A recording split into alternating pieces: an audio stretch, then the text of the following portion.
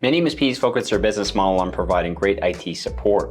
What if I told you the real opportunity might lie in helping your clients unlock the revenue trapped inside their business?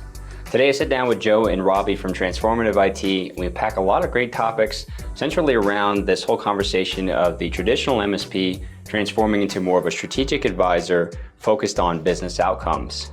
This is going to drive a lot more value creation for the customer, build stronger client relationships, and ultimately lead to the business transformation that you'd like to see as part of that engagement. So let's go ahead and dive into this wide-ranging conversation with Joe and Robby from Transformative IT.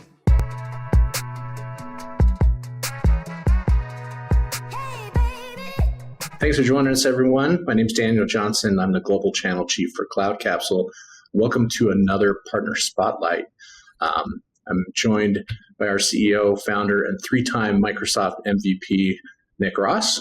Hey guys, good to be here. And we're really happy to have Joe and Robby from Transformative joining us today to kind of talk about their practice and kind of how we see the future of the MSP market and kind of their unique take on it. So, Joe, I'll let you get started, maybe give us a quick introduction, and then we'll pass it off to Robby. Sure. Joe Markert, CEO and founder of Transformative, formerly Function One, like the help key on your keyboard, for those of you old enough to remember such a thing. Launched this company before there were MSP tools, like many of you out there. And we made a big transition in 17, 18 we can dig into really focusing on business transformation, modernization with a Microsoft-centric core, and rebranded as Transformative in 21 to really live that mission. Principally based out of the San Francisco Bay Area, but we've been nationwide since 2012, and we've had globalized teams for the last 8-9 years now. And principal industries we focus on, there's a lot. We built this company on architecture and engineering, but we have clients across the map now, all these years on. That's great. And Robby. Hey Dan, I'm Robby. I'm the Chief Revenue Officer for Transformative. I'm fortunate enough to have joined Joe about a year ago, and really we had so much synergy on both of our missions, both personally and professionally. I've been in the tech space for well over a decade now, where I've had the great pleasure of working for Insight, GoDaddy, TD Synnex, and AppNet. All of them I've had very GM-like roles, so understanding that full end-to-end go-to-market. And as I kind of teamed up with Joe, focus on that customer outcome. So really making sure that the technology is driving towards a specific goal. For so many people get stuck in, marketing does nothing, sales is not performing, making sure that they understand how the whole ecosystem comes together to make that well-fueled engine. Yeah, super excited to have you guys here today, and excited to kind of dive into a variety of different topics. I know we'll pop around to a couple of different areas there, but would love to start, where you mentioned too, Joe, just on that shift that you guys made around that 2017, 2018 timeframe, and kind of how you speak to what it means to unpack more of that business transformation and what that means for you guys and kind of your client engagement model maybe behind that too. Yeah, I think really there was kind of this aha moment, which wouldn't necessarily be so obvious, but like most of us, we had a traditional MSP practice. We had made the transition from device-based billing to person-based billing, focusing on outcomes for people, not devices. And we kind of were being everything to everyone now. And I think there was this moment we were working on a compliance program for a company that was working with a large utility here in the state of California. And just keep it simple, we had to use so many different tools to try to achieve compliance. And fast forward like a year later, we had a new consultant that was working with us, and we were helping a customer win banks as clients. And we were able to pass muster for one of those large banks in under 3 weeks. So this company had nothing in place. And we did it all with Microsoft's Enterprise Mobility and Security Suite. And it was really just going through that process was an aha moment that, wow, we can get all this done within one platform. Microsoft was really starting to push the whole Surface product line, which we were really enjoying early on. And SharePoint and other cloud initiatives that they had ceded so much ground to Google, they were starting to right the wrongs of that strategy. And we just saw this all coalescing, and we were, dare I say, I guess we were becoming fanboys if I call myself out. We were getting excited about it. And we thought that was a pivotal moment for us. We decided, let's go all in on this. It's not to say we don't have clients on Google, that customer that we were winning banks for was a Google focused customer, but we were securing them with Microsoft. It was still more cost effective to do that than to buy a bunch of third party tools. And so I think that moment just kind of coalesced for us that by focusing on what we could do with the Microsoft platform to enable modernization, cloud adoption, transformation, and that security was at the core of everything we were doing, it just kind of crystallized the vision for us. And that's what kind of began the journey that led us to Transformative down the road. Yeah, we're seeing a lot of that, especially even now, right? It's been 7 years since then, and there's still a lot of laggards, obviously, if you call it that, in the sense of the adoption curve for some of those factors. But also on the business transformation side, obviously, COVID accelerated a lot in that regard. But would love to hear you speak to maybe how that rippled through your back end organization in the sense of like team structure or, resources and specialty areas that you wanted to shift focus on. Yeah, well, I think it's important to have a sobering conversation around the character that is the pandemic.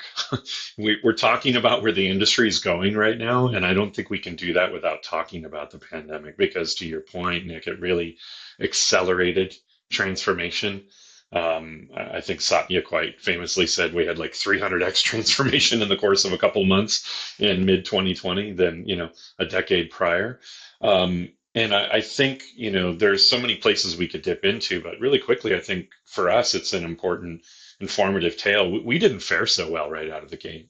And I love to hear all these people how amazing they just cleaned up and so much business and it was great for them. But we lost 40% overnight. Because a lot of our business was hospitality. That's how we ended up going nationwide so early on. We had to help some very large hospitality clients be able to scale out and support them in a nationwide fashion. And, that was great because it gave us all these skills that we otherwise would not have had. But it also impacted us quite dramatically when we had those hits in 2020 and 21. So I think maybe, we can go a number of different directions there, but I think the core takeaway of that moment for us is that it forced us to really rethink the model and really think about, somewhat through the survival lens. It wasn't that bad, but we had to get creative and figure out how do we continue to be relevant, continue to provide value. More importantly, how do we do these transformation projects that now a bunch of customers were suddenly asking for? How do we do that when they may not even have the money to spend, or if they do, they're afraid to spend it because they don't know what's around the corner? So that really began the journey of us taking the model that we were already landing on and kind of really gave us a petri dish, if you will, forgive the analogy, for us to play in and kind of figure out how will this work, this concept that we had that is, our modern workplace program today. I think it's interesting that you bring that up too, because what we noticed, I was driving an MSP at the time as well during the pandemic. And what we noticed is one of the keys to getting that transformation done was to have a simpler tool set, to have not so many plates that you're spinning. You were a little bit more agile and you could get those business results, those business outcomes faster.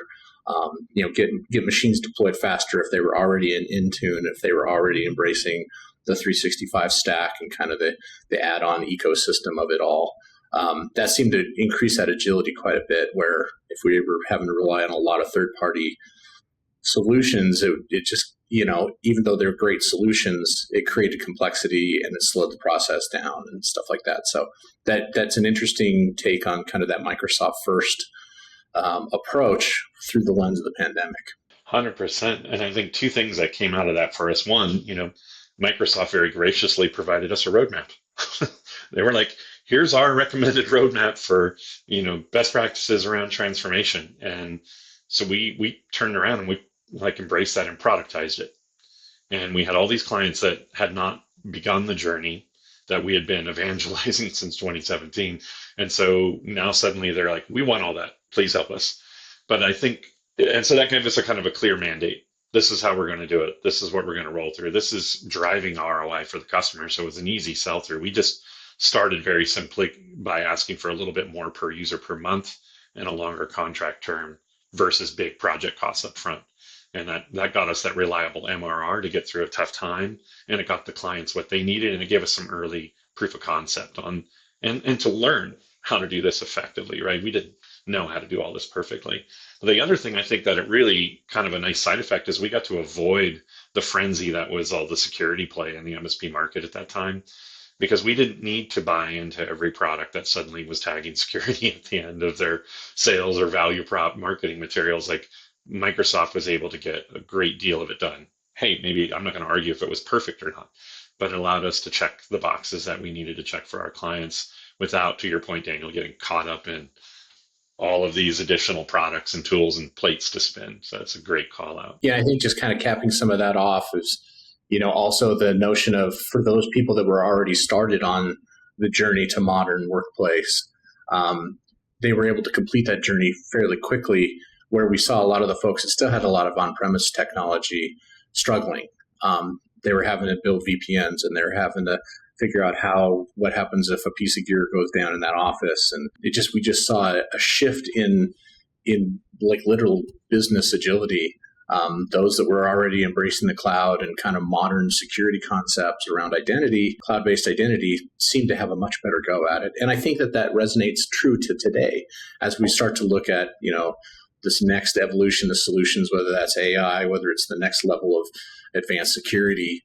People that have taken that initial leap into the modern workplace are faring quite better. I think two things on that. One, if it was not for everybody, of course, but it very quite literally saved jobs for some of our clients. The idea of being cloud-based and not tied to a building running your own data center. One client that I always share this story, it's unique, of course, it wasn't everybody's experience, but they had a lease coming up and we were able to save them 40 grand a month by shifting them into the cloud versus continuing to have infrastructure on site. And that meant they could retain employees versus having to let people go. So it was a very tangible outcome for them. And then I think we've all seen that those clients that did really engage in transformation in earnest came out the other side of this going, wow, that wasn't as bad as we thought it was. What's next? Where do we go from here? And I that was a really welcome outcome, I think, is being able to start for some of those more mature clients, getting deeper into that conversation. Seeing us as that partner, right, that could do that. Makes sense.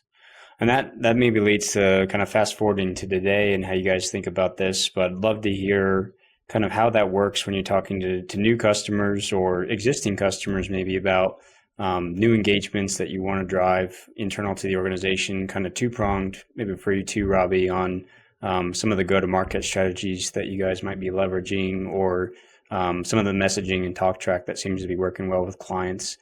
Joe, you shared a great story with me the other day, just around AI readiness and some of the things you guys are doing there, but could be, obviously just more of the holistic too. Sure. I can open this up, and I'd love to let Robby have the mic for a minute, because he's really been instrumental in getting us focused and ready to make the transition to a more sales focused MSP versus what we've been quite out myself. We were more operational MSP. We weren't actively selling. There's a lot of the kind of the warm referral scenario. And we've been really good at winning business. We were fortunate, but we had that leaky bucket syndrome of clients slipping out the back, right? Because we weren't winning new ones fast enough. So I'll let Robby talk to that. But I think the one thing I would say up front that might be helpful is we're all looking at this. We see the market transitioning now where, unfortunately, if we think about the transition of MSP from firefighters, necessary evil, to, okay, now we're working on modernization and we're starting to develop some ROI. Okay, we got this big security push now. We got to get everybody secure. Well, where we're going next is really outside of operational IT. Now the expectation from the more mature clients is, how do we apply this in finance, HR, elsewhere in operations, sales, marketing, as Robby can speak to, and AI is a big component of that. And so I think what we've really been leaning into is starting the conversation, unlike most companies are expecting an MSP to start. And I simply say, look, our whole goal when they ask what it is that we're going to do for them is to unlock the revenue trapped in their business.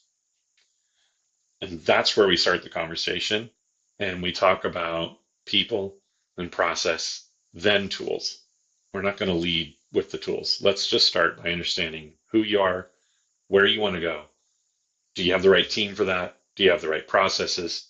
And then what are the goals that we're trying to achieve? And when we start the conversation there, which we didn't always do, mind you, it took us a while to realize that was the approach that works. It also works really well at cocktail parties. Don't say I work in IT, they're on to the next person. But if you tell them I'm going to unlock the business trapped in your revenue, or revenue trapped in your business, people suddenly perk up. Wait, whoa, how do you do that? And I think that kind of shift in mindset is, and certainly Robby's been instrumental in helping us kind of shape that mindset as well, is really kind of getting people to let their guard down and open up real dialogue. Yeah, and I think that's a good point in the differentiation is the world and the marketplace is evolving so rapidly. We had this rush of COVID, now we have AI, thinking about how do you roadmap for the next year. I don't have a crystal ball for that, but what I do know is how business owners are thinking and getting ready for that, what that looks like. I think I followed Dell for a long time, and Michael Dell was always telling them, hey, I want to be the company that puts us out of business next year. And that's really taking that mindset of how do we help our customers do that? And that's not dumping the AI buzzword on them. It's leading with those outcomes. If we help bolster their sales, increase productivity, increase profitability, that's what they're trying to achieve. AI, other tools, processes, that's just how you get there. But ultimately, that's what they want to focus on, and shifting from that, traditional IT to that business technology. These are all just tools to achieve certain outcomes and showing them how to do that. And so many customers we get, and we've onboarded and got them down the road, they're like, I have like 20 marketing tools and they all suck. And I'm like, well, they don't all suck. You just don't know how to use them, and you don't need 20. So let's save some money and do that. And that's such a different narrative than, hey, we got 24/7 support. We can be your Microsoft partner, focusing on those outcomes, because that's why they have break fix. That's why they have a Microsoft partner, because they're ultimately trying to achieve a specific goal. Yeah, that makes a lot of sense. And we're seeing a big shift with that, with the progressive mindset around, I see a lot of now on MSP's websites, even moving from a services tab at the top of your website to a solutions tab that focuses on, those business outcomes that you're trying to deliver. But would love to hear from you guys more about that blueprint around your transformative approach, that you use with the clients and kind of bring them in on that level as far as kind of the first onboarding path and then the ongoing engagement and what that might look like too. Sure, I can kick that off. I mean, it starts there with the conversation, right? Because I think we all learned, or are learning that when we, or I certainly did when I stopped selling is when I sold the most. And when we just come in and start with a dialogue with a customer, invariably, Robby's always like looking at the metrics, like, we want you talking less with the customer talking more. And you can see all that now on these call analytics. So, and this guy likes to talk, as you might have picked up already. But I think really getting the customer speaking, because by the end of that call, if we do it well, we didn't sell anything. We just solved a bunch of things together. We just kind of collaborated. And that call, I think, becomes the SOW. It becomes the proposal for the engagement. And if you walk out of there with them, like, what's next? Where do we go from here? And I think that's really sets the tone for everything we're going to do after that. I think, we can dig into different areas along this, but one of the things that I think we've learned, if I rewind back to 2021, when we started really, kind of embracing this concept of the best practices roadmap for transformation, we had really started to productize what we were doing. We started to build out the ability to kind of assess where we felt the client was in their technical maturity journey. And so we do a bit of a gap assessment, and we kind of had these 3 phases that we had put them into, which is really, enable, modernize, and transform. And where are you in that journey? And if you're in transform, you're working on, not in the business. A lot of companies are more in that modernize space in the middle. And still, we find clients that are still just sustaining and in that enablement phase. And so we kind of figure out where they are first, and then we define a roadmap based on that. But one of the things I'll share, just keep this real, honest, and interesting, is that we thought we were pretty smart. Hey, we have this whole program figured out. We can come up with this transformation readiness score. And this is really great because we kind of know, right, what we're going to be able to sell and to whom and who needs what, who's ready for what. And then we forgot about the people. Oh, wait, in order for us to be successful, we need to understand what is the appetite for change, for, what is the real readiness of the organization. And Robby and I together had a really interesting moment last year where we thought for sure we had a home run with one of our more mature clients. And then, nothing survives its first encounter with a customer. We realized, gosh, we hadn't accounted on some level. We had accounted for this human factor. And by that, I mean, it's more psychological than technological, these conversations. And I think I'm going to argue that if in order for us to survive and get past the commoditization that is happening in our space, we are going to have to become a bit of a psychologist of the scenario.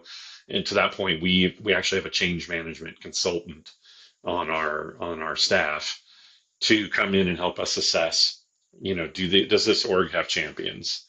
Do they have a success rate in adoption? Is leadership involved? Because we can't affect change from outside. It has to be top down. These aren't MSP topics, generally speaking, but I would challenge that if we're going to be successful in this next phase of MSP, we have to be thinking about that. So, yes, tactical onboarding, all that, that's pretty much almost a science. And I think we all have a version of that. But I think the special sauce comes in figuring out the people component, how that marries with the technical component, and defines your level of effort in your engagement strategy. And that's the piece we were really missing until kind of late last year, if I'm honest. And we're just now sorting that out. Yeah, it's interesting too, because what we found in our MSP history is the more that we started to focus on business process and the optimization of that business process, then we kind of learned a little bit about the people that we're using or defining that process and how that process can affect their productivity, their livelihood, and even their engagement level. And then how do we craft a strategy that addresses both the process, the people involved in the process, and the tooling that we need in order to accelerate that process or optimize it in some cases. So yeah, that's an interesting observation for sure. And I want to clarify, I don't tell Joe to talk less because of his quality, but it's ultimately, I think he made a good point. It's that psychology, right? The psychologist doesn't talk to you the whole time you're there. You talk to them. And I feel like where I focused a lot of is, and not that this was bad before, but we just had a customer that we won, and we knew all of the onboarding that needed to go. It wasn't, hey, here's our systems, here's how these things work. We did so well in the pre-sales phase, if you can call it that, not that we were selling anything, but so much of that pre-sales phase was understanding their needs and addressing them and kind of building out that roadmap. So when we onboarded day one, it was, and it was crazy because how many customers come to you and are like, give me the portal, give me this, give me that. It's, well, when are we going to start? They're like, hey, we got 5 projects we talked about doing. You got them on the timeline. When's each one going off? Day one. So they knew the plan exactly. And I think that makes the onboarding so much smoother because they know exactly what we need to do. And as much as Joe led them a little bit, we built the plan together. So that day started, that really made it for a frictionless onboarding experience so that we could get straight to work. And we talk about that ROI so much. Talk about not 3 weeks of onboarding tools. It's jumping right into the first initiatives. That makes a lot of sense. And that's really interesting to hear. I've never heard that in the sense of the role you guys have from the change management process and kind of having somebody dedicated to do that deeper dive on the business. I think that's highly important. But we also see it contrast in the sense of like the communication breakdowns, especially in the forefront of most of these engagements, especially as we kind of pivot into more cybersecurity conversations. We hear a lot, in the space of, MSPs going and trying to get their customers into continuous improvement, but obviously there's a lot more labor with that. There's more intensive focus, but usually the number one constraint or callback from the customer is, I thought you guys were already doing that for us. And so the communication at the forefront and continuously has always broken down, where there's this misperception of basic security standards that we're supporting versus more advanced security we'll implement. Curious if you guys hear that. It sounds like you get ahead of it, but would love to hear your perspective on that too. Yes, we realized for sure at one moment, as you know, because the program improves, right? And invariably new tools come along, new capabilities, requirements come along. And if you're already billing for that thing in particular, Nick, it's like that's the toughest conversation. Like, hey, so we need a little bit more to do this thing. Well, wait, I thought you were doing that thing, but no, it's different now, and here's why. I'll say two things about that because I like doing two things apparently today. One is that we decided early on to stop selling security and just include it. And I think a number of my peers would say the same. Like, we didn't want to have haves and have-nots. We didn't want to try to educate on everybody on why it's important. We just wanted them to have it so that we can all focus on, the more important things. You can't have transformation without security as a foundation. So I think the other piece of that was then really having, I think if the customer is surprised a little bit, maybe we didn't do a good enough job of communicating consistently with them. And I think that's something that's common is we all get busy. We're wrapped up in the client that's the noisiest, has the most need, maybe he's writing the bigger check at that moment. We forget to message to the rest of our clients and keep them, advocating for ourselves, but also for them. Like, these are the things coming, these things to be aware of. And I mean, I think it's an overused phrase, but security is a journey, not a destination, is an important way for us to convey to the client, like, this will ever be evolving. There is no point at which it's done. And as long as we help convey that up front, when those changes or pivots or adjustments come, it doesn't make the conversation any more fun that we're asking for perhaps more money for a different tool, or we got to go through this process again. But at least they're conditioned to understand, like, we're bringing this to you because you've asked us to be this person, to be this advocate, deep research, continuing to set you guys up for what's next. I think one interesting aspect, though, that we're seeing too in this next chapter with AI being at the forefront of it is, to some extent, the cybersecurity discussion was still kind of the MSP's problem. Even if you took the approach like you did, which is, hey, this is going to be included, it's going to be a part of the foundation of our relationship, I think there is still a lot of this, I don't understand all that. Just make sure it's good. Here, I'll write you a check. You make sure it happens. And I think, we know that it's not that. We have to be working hand in hand with customers to, improve their security over time and deal with market conditions. But I think we're going to see the amplification of that with AI. AI is not something you just buy and enable. You have to, there's an entire strategy, there's an entire, unpacking of business process and all of this that we're going to see with that. And also weaving it into what the security strategy is for all of that. So I think it'll revive some of that security conversation that some customers have pushed to the back of the stove. It'll kind of relight that and say, oh, I guess we do need to revisit this in order to really unleash the power of AI as we go forward. I think that's so true, because one of the things as we lead in this conversation with unlocking the revenue trapped in your business, and for smaller, or it's not even about size, it's mindset. For clients who maybe are more fixated on, I need to see the return before I'm going to move, versus the clients who are like, we just know we're going to get the right outcomes. Let's go. Let's stay ahead of the pack. We've even put together some calculators to help quantify what kind of return they might expect to see if they simplify their stack, invest in AI, and start looking at automation and other capabilities there. But what's great about that is the clients understand that language. Those are financial conversations generally, and the return on investment, opportunity cost, all of these things a more mature client tends to understand. It's all the other stuff that you told them you want to do that they tuned out, in some meeting, quarters before. And now that it actually gives us the opportunity, if we look at the glass half full, to say, okay, you want to get to AI, great. So do we. We'll do there's some things we can do in parallel here to get you to the fun part. But remember all that stuff we were telling you we needed to do. What's nice, though, is a side effect. I even had a forestry management company, extremely smart people, but not super tech savvy. They don't, they use a lot of tech in their job, but it's not like they're living the way and breathing this the way we do. But of course, great business people, very well educated folks. They understood right away that AI was going to get a return on investment for them, get time backs, expedite some of their processes and busy work. And so all those things I laid out for them that we needed to do, including security, they were like, get it done, give me the proposal. So I think there is an opportunity to kind of, the previous carrot and stick was insurability, cyber liability, and that's not going to go away. I don't mean to kind of belittle that need, but it's not as exciting. Oh, I'll be cybersecurity compliant as it is. Ooh, I get to use AI to do these things in my business. So this is a far more, it's a fun conversation to have with clients versus just getting to use the tactical stick of, don't you want to have insurance? Some people do. Some people still don't care, quite frankly. Yeah.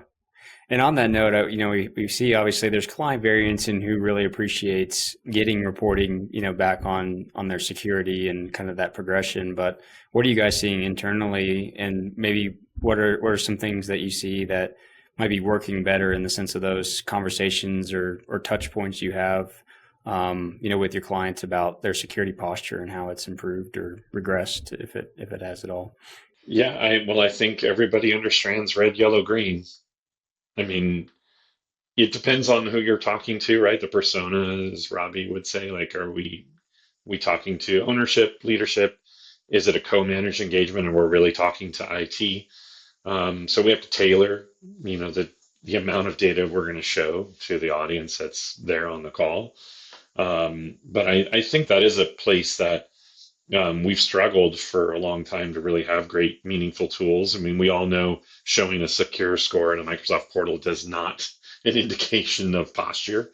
So I think we were early on this, but certainly not doing it extremely well because we've not had clients in, high compliance areas or DoD or places like that where we really had to become, an MSSP. It's really fortunate for us. We've had a couple of edge cases like the one I described earlier that kind of helped us with the pivot, but most of it has been voluntary framework adherence. So for our customers, it's been this kind of an easier conversation to say, hey, we have a target we want to hit. This is where you are in terms of hitting that target. And people seem to understand that. And what's the benefit of doing it? Well, maybe you're going to not go out of business if there is an event, not an if, but a when. Maybe we can get insurance and maybe today even get it at a discount if we can validate your posture. And I always try to implore customers, it doesn't work for every industry, but especially if that customer is holding data of their clients in turn, to implore upon them that security is a sales, proposition. It's a sales motion. I am taking these extra steps to ensure that not only my business is safe, but your data, is safe with us as well, downstream to their clients. And I think that's, not every customer understands that, but I think that's a piece that we should be leaning into, is helping them understand it's just not just best practice, but it is a sales opportunity. When they're looking at multiple potential companies and you've done all these things to go above and beyond to protect their interests and their data, it says something about you as a company, I think, as a vendor.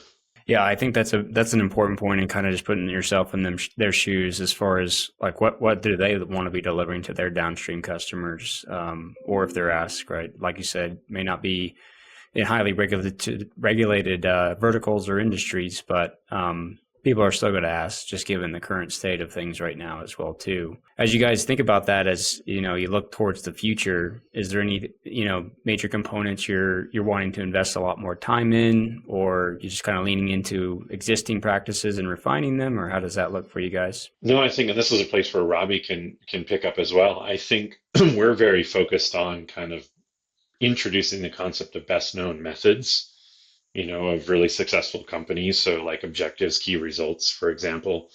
We're really interested in bringing that concept to our clients who aren't already living, say, an EOS, OKR type vision. And within those models, right, it's really about measuring success. We set an objective, define those initiatives, and then what are the key results? How do we define what the success factors are? And so I think that's something, whether it's security and compliance, or in Robby's case, introducing the customer to the idea of, financial operations, revenue operations. Let's look at how you meet your customers and what their journey is, and help you improve your business, not just turn the servers on, but let's maybe help you win more clients or do more with the clients you have. All of those things are tied to KPIs. And that's really what I think we're leaning into most right now across the board, is identifying the tools. And some of these are not MSP tools. Some of these are more traditional sales platforms or customer success engagement tool platforms that allow us to have those kinds of metrics to validate that what we're doing for you is achieving these results. We use the term journey a lot, and I think for security it's true, and for the customer.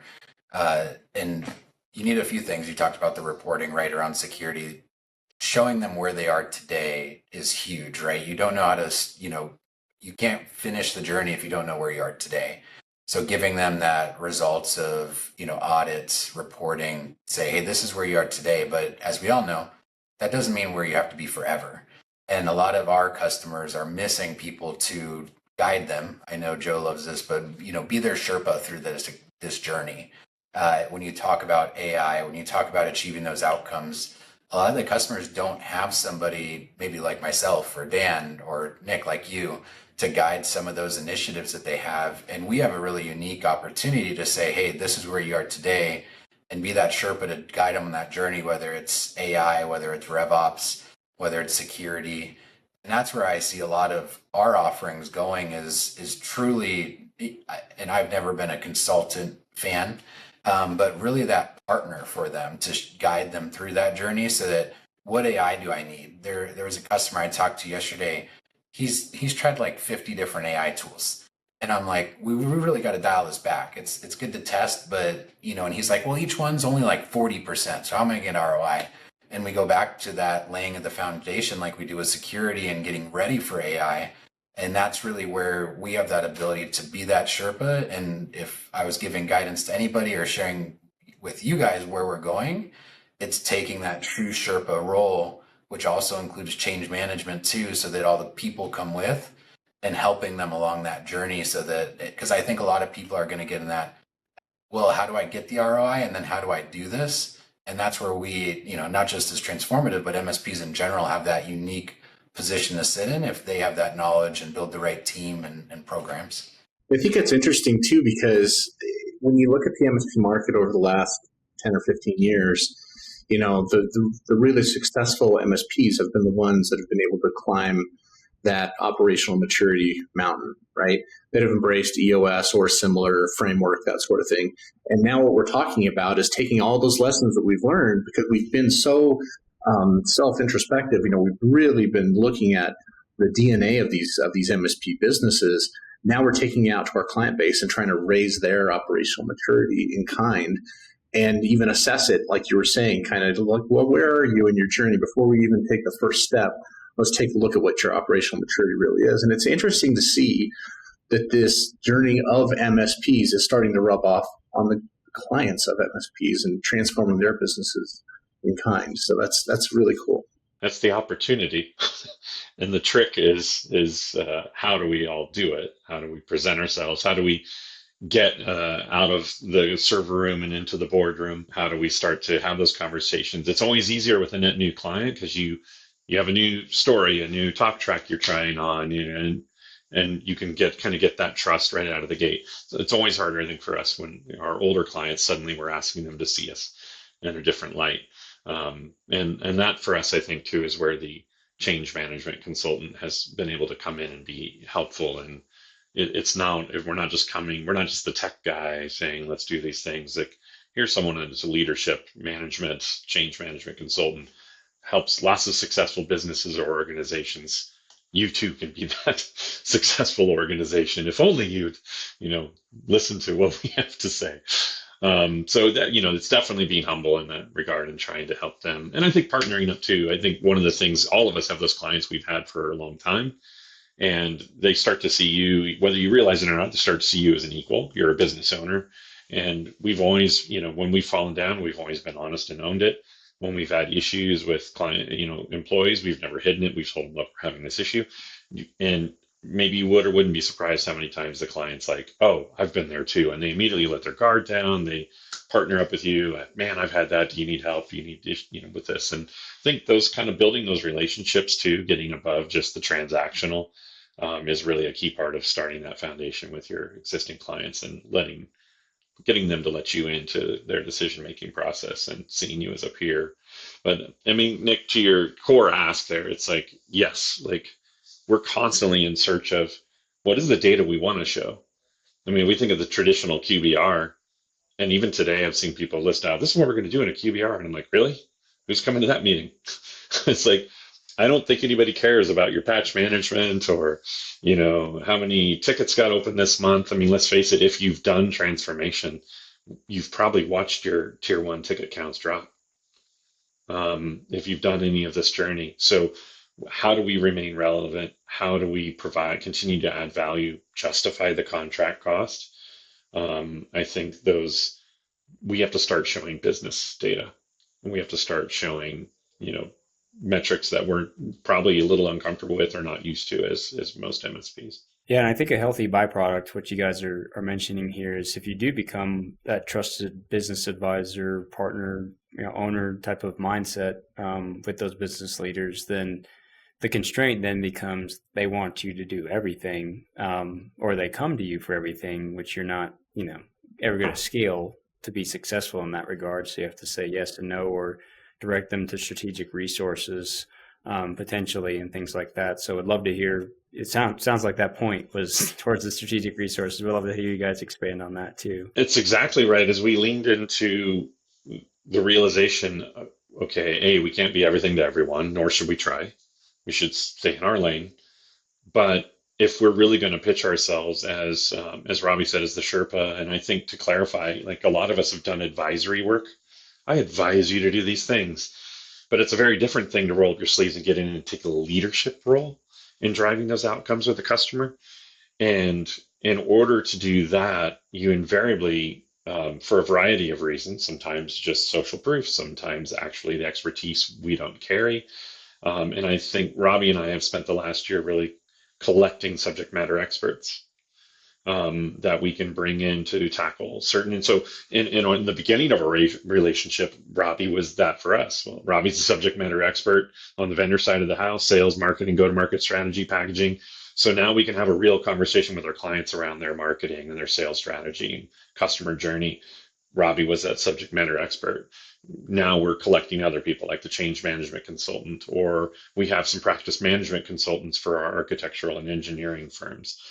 We've been doing that vertical, servicing that vertical for 15 plus years, but we're not trying to supplant, say a BIM manager in the company or an operational specialist in the company. So we bring in these people that augment us, elevate our status, because now they're seeing us.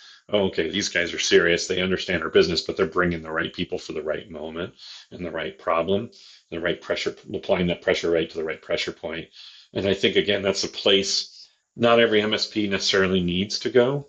But I think if we're going to continue to remain relevant, we're going to drive further into business outcomes. It's going to be, I've always said this, not just in this context, but, she who has the most friends wins. And I've always said that through the context of like, who comes to your funeral when this is all over, right? What's really important at that point is like, did anybody show up? Did they want to remember you? I think looking at life through that lens, whether it's your friends, your significant others, or your clients, and what you can bring to the table, that network is so important. And people don't really care if it's you. I've never white labeled any tool because my clients are smart enough to know I didn't invent a VoIP telephone system. So I've always kept daylight between us and the solutions we're selling. But it just makes us look that much stronger to them and more mature to them, that we've got this network of really excellent people that we can bring to the table for that specific need. And then it just validates everything we're talking about versus making us look less valuable to them. I think what Joe left out there is, and I've known Joe for 5 years now.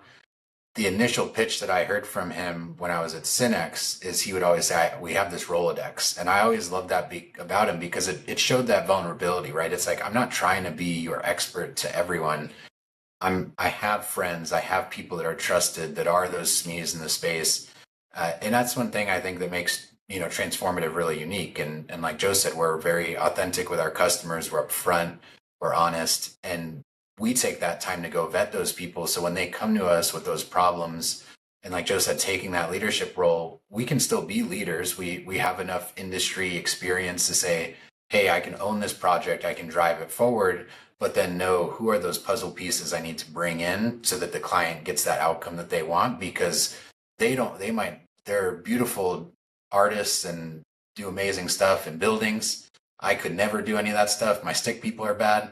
But we can bring in the right people and say, hey, we have these really talented people like you are, and you can trust us to run that initiative for you. And I think that part of that is having that Rolodex. Yeah, I think it's important. We were just having lunch with another MSP colleague, and he's mentioning that he's in a similar process, but his strength, as a business and as a provider, is not necessarily to be a SOC or to have the in-house security team.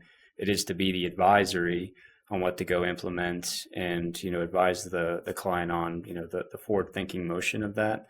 So it's just kind of a different focus because largely a lot of us out there try to naturally drift towards the cybersecurity, leading talk track, to try to attract customers. And obviously there's a lot going on there, which is like what kinds of customers you'll attract based off of them being breached recently or whatever it might be. But it does allow you to flex out, in your areas of expertise, but also keep your cogs under control too for maximizing your internal focus areas and strengths, which I think is one of the biggest takeaways I've heard from multiple people we've interviewed now is that you can actually go do what you're best at, enjoy it, and then succeed in the clients having a really great engagement with you as well too. So there's a lot of byproducts there. I think hard part is building that Rolodex, right? And the due diligence you do around those engagements. But I think it's time worth spent, right? If you take 10 years and you build up a good network, then you've got great resources to flex out. So it's starting as just being humble enough to know that none of us knows everything. None of us got where we are alone.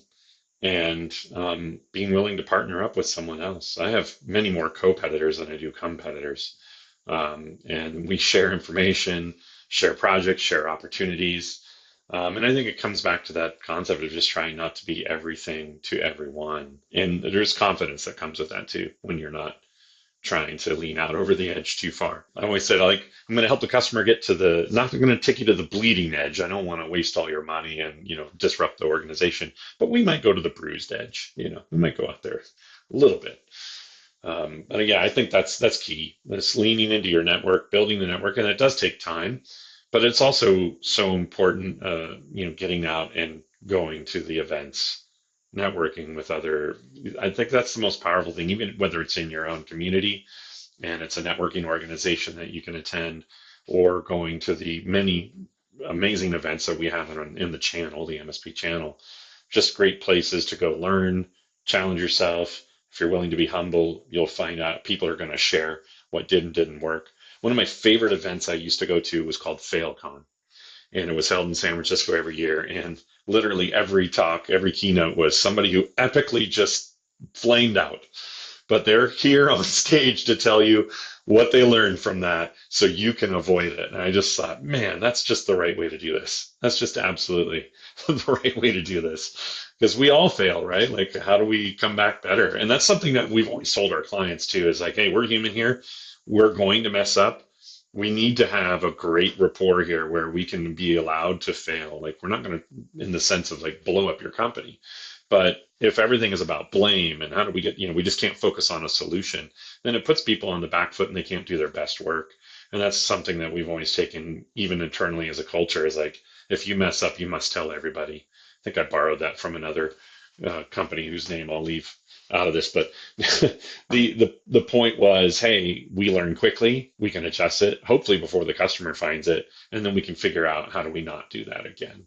I think that's having that understanding with the client that we're all human, and with our own team, just kind of creates a far more collegiate culture where we're all learning from one another. Yeah, no, I love that. And that's what I love the most about the channel. Starting my journey at PEXA, got exposed to a really great network of individuals and just a completely different side where I used to work at Charles Schwab, not to downgrade that company. It was just a completely different atmosphere. Being a stockbroker at a Fortune 500 company is quite different than working in the channel. So I can imagine. Yeah. So as we're winding down here on time, I want to ask a little bit more of a fun question, just in general, as far as just a diverse question, and then we can start wrapping up here. But Joe, I know you've got heavy interest on the musical side, and I'd love to hear, maybe how that's influenced your career, as an MSP, or how you use it, in some of those qualities and to influence your day to day. I think probably the simplest thing I could say is just embracing the creativity, the creative side of yourself. Dan can definitely empathize with this. Like, there's a great book that Start With Why, Simon Sinek, and he kind of lays out the thesis that every company has the doers, but you also need the people to know why. You need people can do the how, and you need the people to understand why we're doing this and continue. And it turns out a lot of the people who know the why are artists. And that was a truism. I've worked in the video game industry. I've worked in the music industry, which kind of gives me a very weird set of skills and background to bring to this MSP space. But I think getting comfortable with and embracing the fact that that is a talent, it is a needed talent, and it kind of not feeling like an imposter, showing up and presenting that is a skill set that people want and need. And I think once I understood that and I didn't feel shame about it, I guess, because that's my own personal journey, is like kind of owning that I had a very different walk up to this. I think once I kind of embraced that, it's every day, like taking time out, even just, I didn't give myself time out to work on music because I was like taking time away from the business, away from my family.